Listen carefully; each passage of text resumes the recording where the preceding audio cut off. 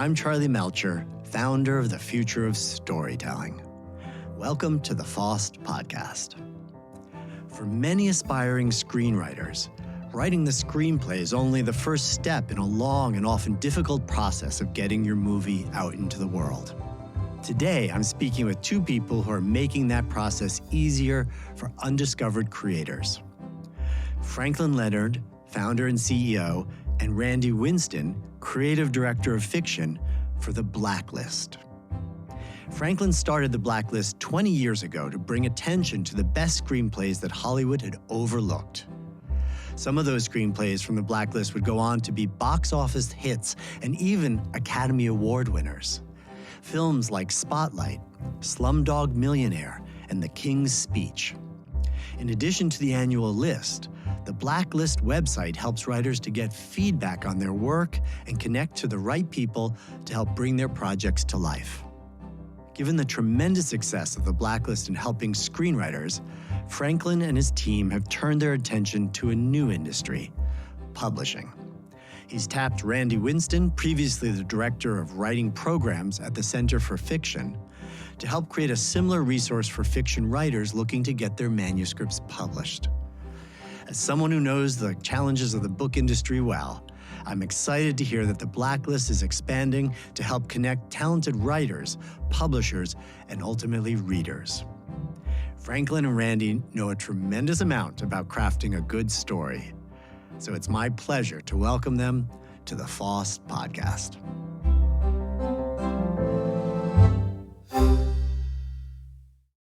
Franklin, Randy, welcome to the Future of Storytelling podcast. So happy to have you here with us.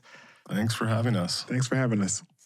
So, Franklin, you and I go back a ways now. We do. It's been a bunch of years since you came and spoke at the Future of Storytelling Summit, and I just want to say congratulations. It's extraordinary the impact that the Blacklist has had in these years. For those of our listeners who don't know what the Blacklist is, could you tell us what it is and how it works? The Blacklist is a platform that sort of sets as its North Star, finding and celebrating great writing. Like, that's our fundamental premise. And the way we do that, I mean, there are a lot of ways we do that. Part of it is the annual survey of Hollywood's most liked unproduced screenplays. But throughout the rest of the year, our work is a platform that allows writers at any stage of their career, whether they're writing screenplays, television pilots, theater plays, and now novels, the ability to create a writer profile on our site, the ability to get feedback on their work.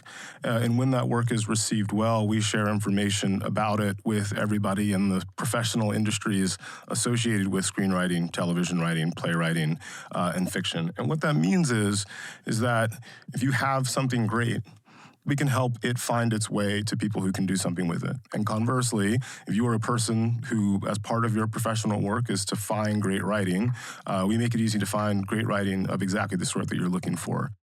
And how successful has it been over the last 20 years? Harvard Business School did a study about 6 years ago, about the success of movies on the Blacklist. And they found that movies made from scripts on the Blacklist make 90% more in revenue. Hundreds of writers via the website have gotten signed, had their movies produced. Those movies have been nominated for Golden Globes and Emmys and premiered at Cannes and the London Film Festival and all over the world. And weirdly, one of the things I'm proudest of, honestly, is not any of that. It's when we get emails from writers who don't live in Los Angeles or New York, who don't have a direct connection to the industry, who email us sometimes to say, hey, your reader destroyed my script, but for the first time, I have an understanding of where I need to be to have an opportunity to actually be a professional writer, and I'm excited to jump back in and do a rewrite because for the first time I have access to someone who can give me guidance about how I should be thinking about this stuff. I think the point that you left out that I would just like to add is that the movies that led to this 90% better financial return are not the Marvel Entertainment blockbusters. They're not the well-known IP second or third or fifth film on that series. It is work that is quirky, in many cases things that executives looked at once and said, oh, we can't make this. It's too weird or too personal or too unique, and that it can have that kind of financial return.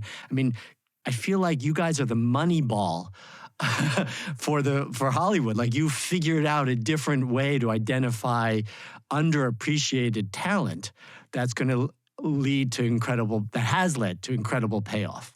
What that Harvard Business School study proves is that it's not the right actor that makes your movie successful. It's not how much money you spend on the budget or on the marketing. The best business plan is a great screenplay. The best business plan is always a great story. And I think that's what that study proves. And I think what we found is that the conventional wisdom about what is valuable, what matters in Hollywood, what matters to audiences is all convention and no wisdom. And what we tried to do is let people know, like, hey, start with a great script. In the beginning was the word. That's also your best path to making lots of money and winning the admiration and jealousy of your peers, which is a primary driver for most professional behavior, let's be real. Tell us about this transition from serving that need in film and television to moving now to publishing. Yeah, I'll sort of tell the story of how the idea sort of became real, and then I'll hand it off to Randy to talk a little bit more about how he got involved. And, the Blacklist was, I was working in film and television. My job was to find great scripts and great writers. I built this platform specifically to do that. And over the years, people who were variously involved in the publishing industry would say, look, there's a similar dynamic in the book space. There's more writers than anybody could possibly read. Everybody's desperate to find good material. What you've built in this space would work pretty well in that space. And once it became clear that it did, it became also clear to me that if I was going to do this right, if the Blacklist was going to do this right, we needed somebody who came from the publishing world to really build this for us and make sure that we got it right. And, I made a couple of calls to senior people in the publishing industry who I had met or who I had had long-term relationships with, and quite literally every single one of them said, well, there's this guy at the Center for Fiction in New York named Randy Winston. So Randy and I got on a Zoom in late 2023, then again in 2024. Within 5 minutes, I knew that I needed to figure out how to bring this guy on board. And, I was lucky enough to do that. Randy, how would you tell the story? The one thing that I'll say is that Franklin was very transparent about how the Blacklist works and how it works specifically for writers, which is very important for me to hear because a lot of the work that I've been doing for the past decade has been bridging the gap between emerging writers and people in the publishing space. Franklin being open to being interrogated was very important for me as well. I'm a fiction writer myself.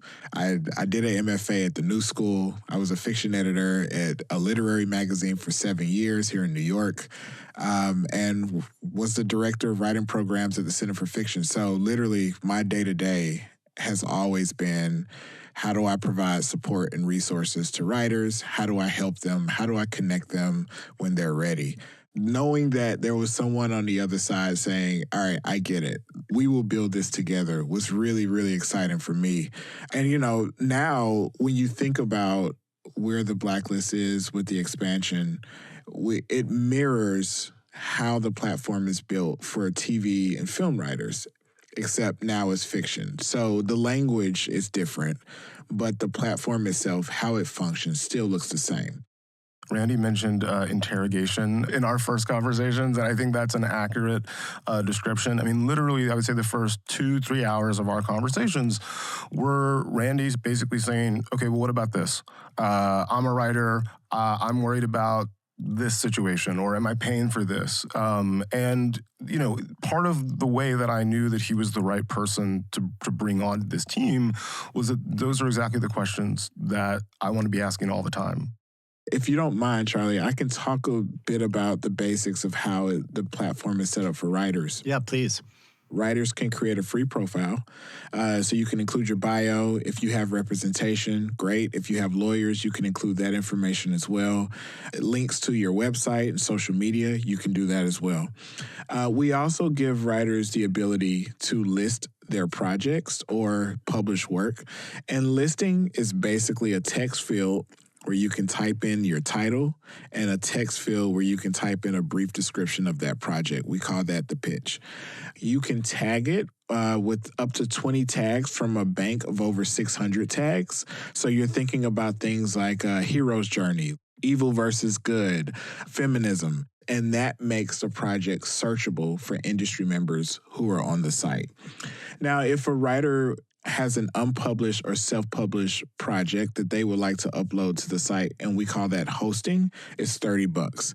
And what that does is give industry members who find those projects the opportunity to jump straight to the document and read it. It means that I can just, almost like opening my inbox, I can go to the Blacklist website, I find something I love, and I can open it right there on the site and read it. We also provide statistics for writers. So writers can follow and watch how many clicks their project is getting, how many downloads the project is getting. And then we also have an option where you can get your work evaluated. Now, what that looks like is that you will, for fiction, you upload 2 files. You upload a full manuscript and the first 90 to 100 pages of a manuscript, and we call that the excerpt. We have vetted readers with industry experience evaluating fiction who will evaluate that excerpt, not the full manuscript. So some writers will say, oh, wait, well, why am I uploading the full project? Well, if agents and publishers are finding what they love on the site, the last thing we want is someone going, you know, the Blacklist is great, but they never have projects on there that are complete. And so that full manuscript is a signal to those industry members that this project is ready to come to me and I love it. So now when I reach out to that writer, now we're talking about the process of discovery. Let's talk about working together, representation, and then possibly submitting to a publishing house.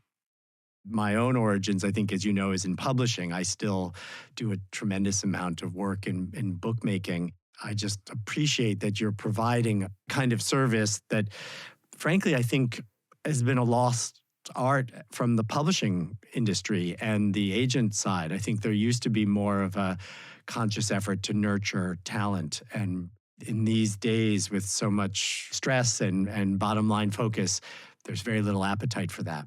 You know, Randy and I talk about this a lot. I think that, especially if you're a writer, but I think anytime you're outside of a system, there's an instinct to be like gatekeepers. These are bad people who are trying to keep people out. And certainly, those people probably exist. But I've worked in Hollywood for 23 years now, and I think I have not really encountered very many people who would fall into that category.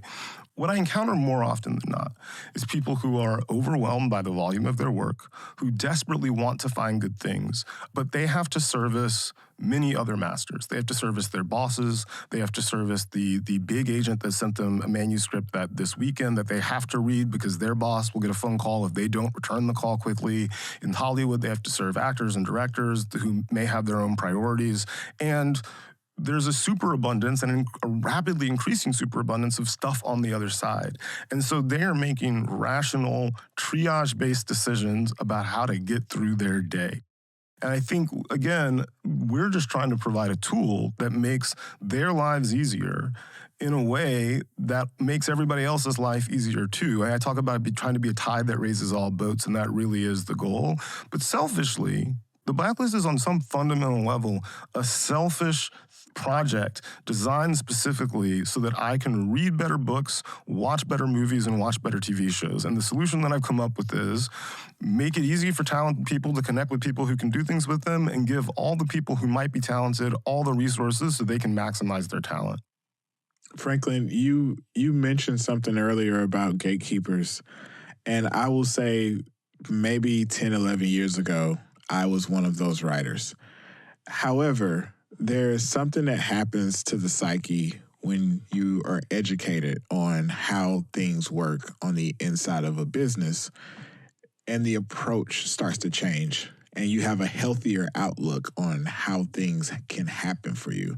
And that's not just me talking, that's also writers that I've worked with over the years who've done the work of educating themselves, whether it's through free resources or resources that were given to them, so that when it comes their time and they're sitting at a table and a contract is sitting there, they know how to read it, they know the right questions to ask, and it just makes for a better process altogether. It levels the expectations that people have. And so if we can do that for fiction writers, man, what a better world it'll be. You know, I love this conversation about gatekeepers because I've had my own beef over the years, feeling that they were looking for a certain kind of thing. They had a very limited definition of what would work in publishing. But I had this epiphany at one point through talking to different editors and publishers that what was really going on was that they were subject to the book buyer decision.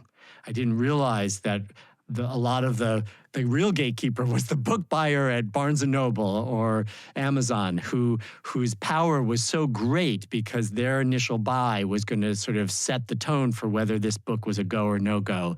And realizing that sometimes that person is really just working off of sales data of what they've seen worked well last season or the last few seasons. And then I just realized, like, that's why all of this is geared towards looking back. It's all geared towards what sold well in the past and made it very difficult for something new.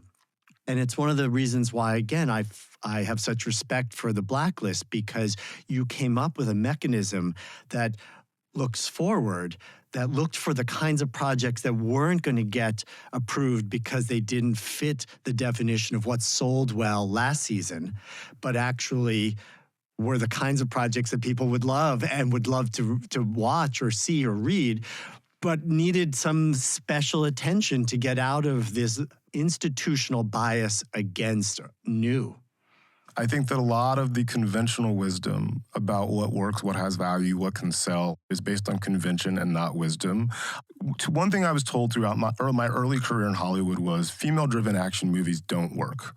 Don't develop them, don't greenlight them, they don't make money. But that, if you go back and look at the actual history, James Cameron's entire career is women-driven action movies. Titanic is a women-driven action movie, right? The other sort of conventional wisdom is, black movies don't sell abroad. There may be an audience for them in the U.S., but you can't sell them outside of the U.S. Coming to America made several $100 million internationally in the 80s. Big Mama's House 2 did like $150 million foreign. And so, again, these are assumptions. I think what we do is identify things that are great on their own terms and create a bit of FOMO about them.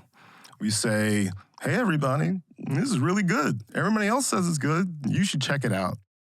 So one of the things that this suggests is that there is an underappreciation for diverse voices in Hollywood and film and television. I would start with the fact that there's an underappreciation of writers, period, right? Regardless of their background. Like, writers are undervalued. It's why the Writers Guild, had to go on strike 2 years ago because they were being undervalued, and they had to fight for their sort of economic and professional rights. But really, they were also fighting for the long-term health and economic upside of the industry as a whole. And then beneath that, in the writerly world and elsewhere, actors, directors, producers, studio executives, marketing executives, et cetera, I think there's also an undervaluation of folks from, let's say, backgrounds that are not the dominant narrative. Historically, white, male, upper middle class, straight, non-disabled, et cetera, et cetera. And again, I think that's particularly true when it comes to culture businesses, because you're ostensibly trying to serve a global audience. And if you don't have people that are part of that global audience among the people that make decisions about what gets made, about how it gets made, about how to tell the stories, what stories should be told, you're not building a business that is optimally congruent with the audience you're trying to serve. And if the goal is to make a profit, we should be rightly valuing writers, people with diverse perspectives, so that we can better serve those audiences. So you're in a unique position being able to see good writing or all range of writing for so many different media. And I'm wondering if there are any insights or things that you've learned by being able to look at screenplays, television treatments, theater, and now fiction. What are the golden learnings about writing? I mean, look, here's what I'd say. There's no secret, but I think for me, I know that I'm reading something that has potential whenever I find myself turning off the critical part of my brain and having an emotional experience. Art is an emotional experience, first and foremost. And so telling an emotional story is critical. And when I finish a thing and I find myself a little bit sad that I can't spend more time in that world with those people, I know there's something there. And again, I don't know that that's guidance on how to write as much as it is guidance about how to recognize something that might be good. But I do think that standard is probably a good thing to keep in mind as one thinks about what story they're going to tell. But fundamentally, it's all storytelling. These are all just different forms. Screenwriting has a very specific dialogue, action structure, prose, do what you will if the story's told well. But fundamentally, we're talking about communicating with another human being about what it means to be human. That, for me, always should be the goal. As one of my favorite editors once said, I can tell if a story is good by how the writer takes care of the people. I've believed for a long time that good storytelling is a craft that transcends any specific medium. That was one of the founding principles of the future of storytelling of our organization, was to say there's something about storytelling and how we do it that's innate to us as human beings. And we used to be pigeonholed to be certain genres or certain media of storyteller, but that was maybe a leftover from the 20th century when the means of production and distribution were so outrageously expensive that you had to specialize and build credibility and build a network to get the opportunity to tell your story in any given medium. And that as the prices and the barriers have come down so radically, the democratization of access to the tools and the ability to distribute has grown so wildly over such a short amount of time. If you look at the scope of how many millennia we've been telling stories as a species, that those distinctions, those are kind of going away. And that we were seeing this explosion of multi-hyphenates, of creators who can tell stories, who start with the story and then figure out the medium, instead of, I'm a filmmaker, what story am I going to tell? It's always been true. I think, whether it's, you go back even a couple decades and it was musical artists directing their own music videos or art directing their own music videos. You go back 50, 60 years, some of the great American novelists being hired by the studios to write screenplays.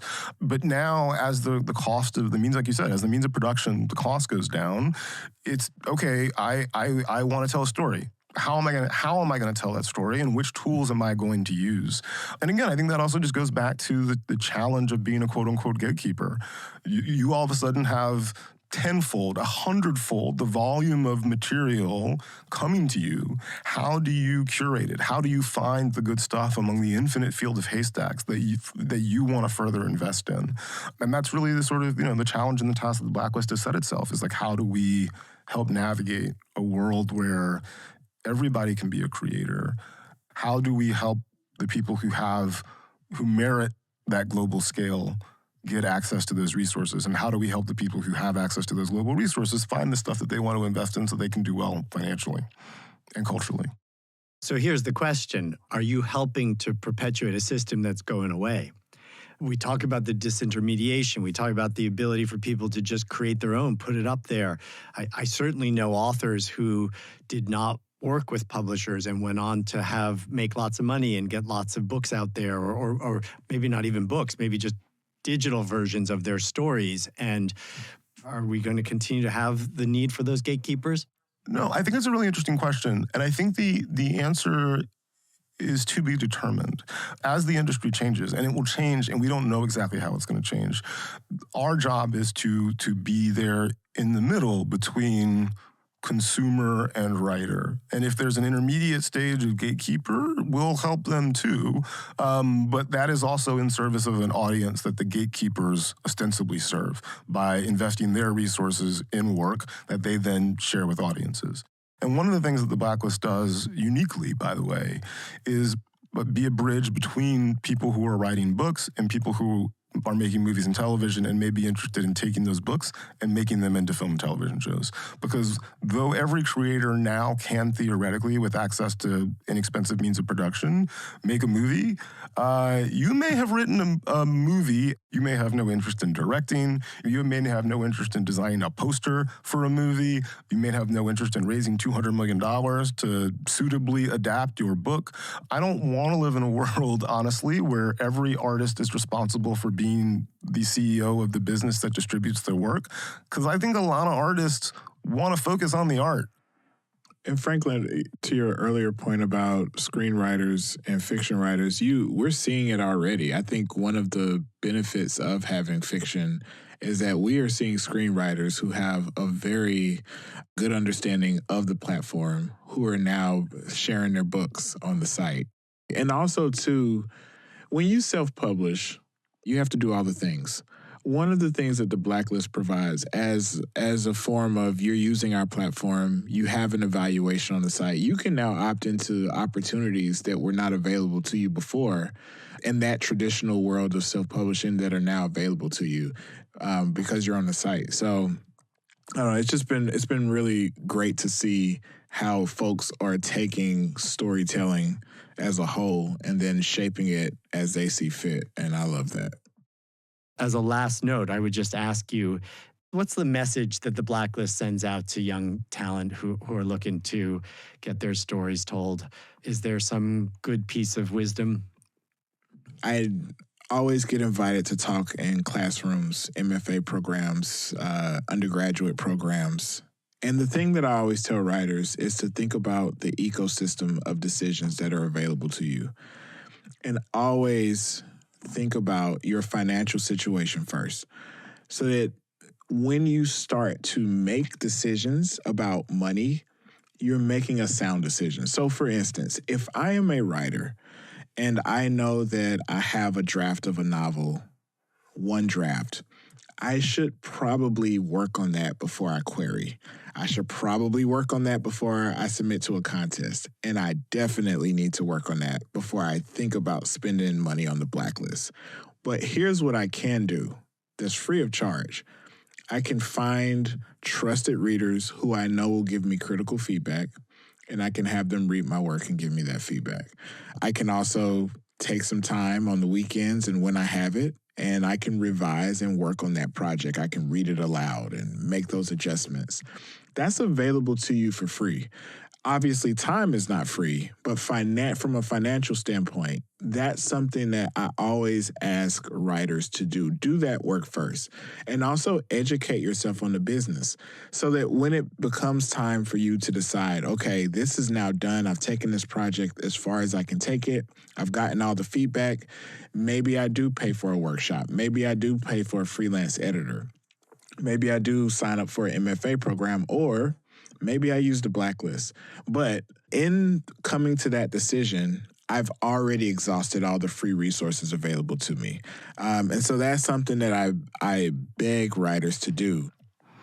Yeah, I would just echo what Randy said specifically, and this is maybe a statement against interest because obviously I own a company that takes money from writers, but don't spend money in support of your work until you've exhausted all of the free resources at your disposal to make it as good as it can be. Really focus on making the work good. That should be the first priority. Everybody's always like, well, how do I sell a screenplay? My first answer is always write a good screenplay. Worry less about getting to know the right people and worry about writing something that makes the right people want to get to know you.